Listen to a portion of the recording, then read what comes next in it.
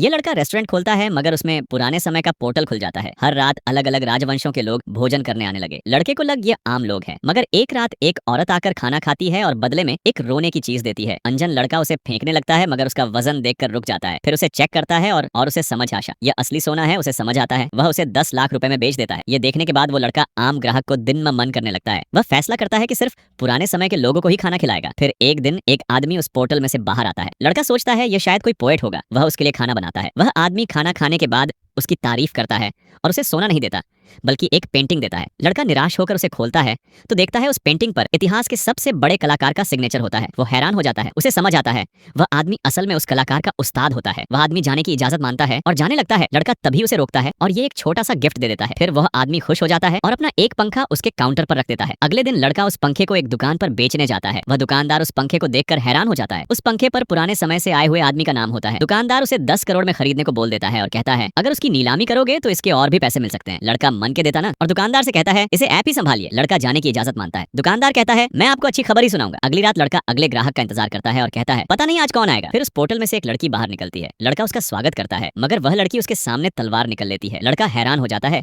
लड़की कहती है तुम इंसान हो या आत्मा।